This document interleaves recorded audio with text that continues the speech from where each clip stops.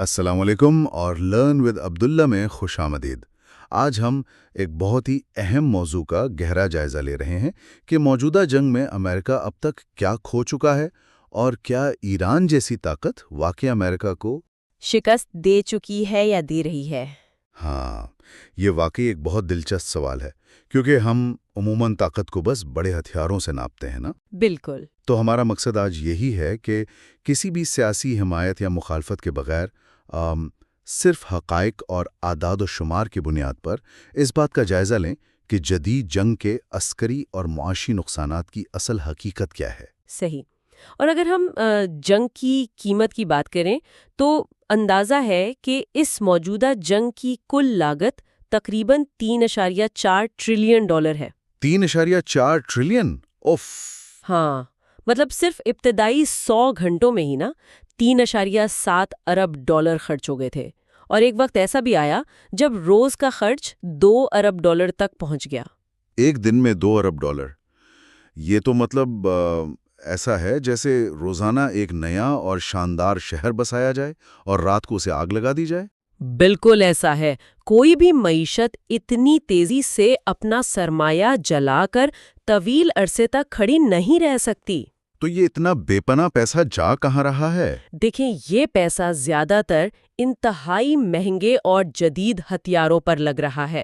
مثال کے طور پر صرف پہلے 24 گھنٹوں میں ٹوموہاک کروز میسائلوں اور جے ڈیم پر $779 ملین اڑا دیے گئے۔ 779 ملین؟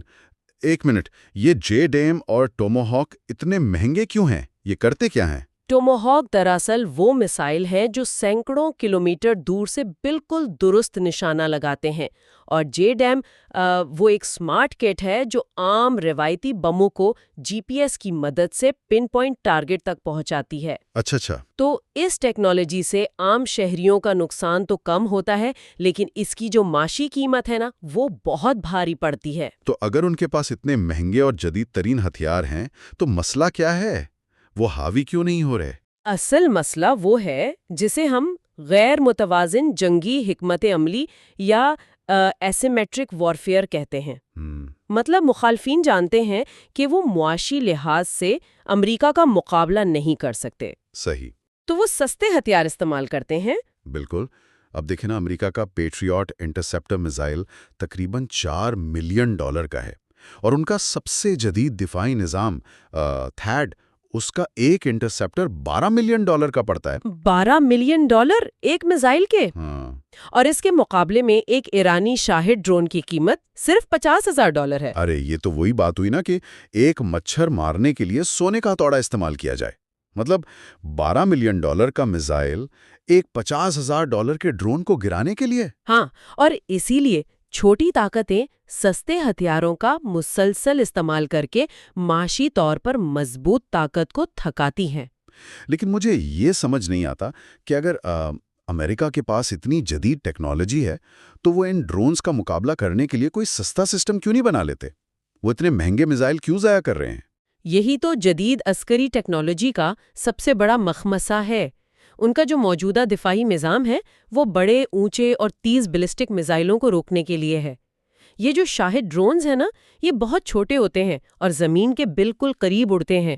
تو نہیں ریڈار پر دیکھنا اور ٹریک کرنا مشکل ہوتا ہوگا؟ بہت مشکل۔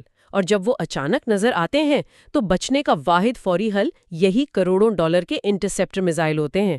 تو جب آسمان میں ایک طرف سستے ڈرونز کے جھنڈوں اور دوسری طرف مہنگے میزائل چل رہے ہوں تو اس افراتفری میں تو غلطیاں بھی ہوتی ہوں گی۔ اور یہی اس جنگ کا اگلا خطرناک پہلو ہے۔ اس کنفیوژن میں اپنوں ہی کی فائرنگ، مطلب فرینڈلی فائر کے واقعات کافی بڑھ جاتے ہیں۔ ابھی حال ہی میں کویت کے اوپر 3 امریکی F-15 طیارے فرینڈلی فائر کا شکار ہوئے۔ اوف! اپنے ہی جہاز گرا دیے؟ ہاں، جس سے $300 ملین کا نقصان ہوا۔ ان کا اپنا ہی اربوں ڈالر کا سسٹم کنفیوز ہو گیا کہ دشمن کا ڈرون کون سا ہے اور اپنا طیارہ کون سا۔ حیرت کی بات ہے۔ Q-9 ریپر ڈرونز تباہ ہوئے، اور سب سے بڑا اسٹریٹجک جھٹکا تو قطر میں لگا، جہاں $1.1 ارب مالیت کا ارلی وارننگ ریڈار مکمل طور پر تباہ ہو گیا۔ ایک سیکنڈ، $1.1 ارب کا ریڈار؟ اس کا تو بنیادی کام ہی خطرات کو دور سے دیکھنا ہوتا ہے نا، وہ خود کیسے تباہ ہو گیا؟ وہ ریڈار ہزاروں کلومیٹر دور سے آنے والے بڑے میزائلوں کے لیے بنایا گیا تھا نا۔ چھوٹے ڈرونز اس کے ریڈار سگنلز کے نیچے زمین کے بالکل ساتھ اڑتے آئے اور اس اربوں ڈالر کے سسٹم کو ہی اڑا دیا۔ کیا بات کر رہی ہیں؟ بالکل، اور اس طرح کے حملوں میں عراق، شام، قطر اور کویت میں 17 امریکی اڈوں کو نشانہ بنایا گیا ہے، جس میں 7 اہلکار ہلاک اور 150 کے قریب زخمی بھی ہوئے ہیں۔ یہ تمام تفصیلات تو ایک بہت ہی مختلف تصویر پیش کر رہی ہیں۔ مطلب ایسا لگتا ہے کہ اب جنگ میں جیت اس کی نہیں ہوتی جس کے پاس سب سے بڑے اور خطرناک ہتھیار ہوں، بلکہ اس کی ہوتی ہے جس کی معیشت یہ مسلسل دباؤ برداشت کر سکے۔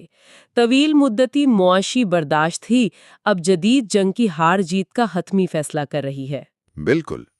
تو اختتام پر واقعی یہ سوچنے کی بات ہے کہ ایک ایسا دور جہاں محض چند ہزار ڈالر کے ڈرونز اربوں ڈالر کے دفاعی نظام اور ریڈارز کو کھلے عام بے بس کر رہے ہیں، تو کیا 21ویں صدی میں سپر پاور یا فوجی برتری کی روایتی تعریف مکمل طور پر بے معنی ہو چکی ہے؟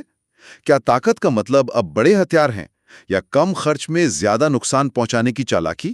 یہ واقعی ایک ایسا پہلو ہے جس پر مزید غور کرنے کی ضرورت ہے۔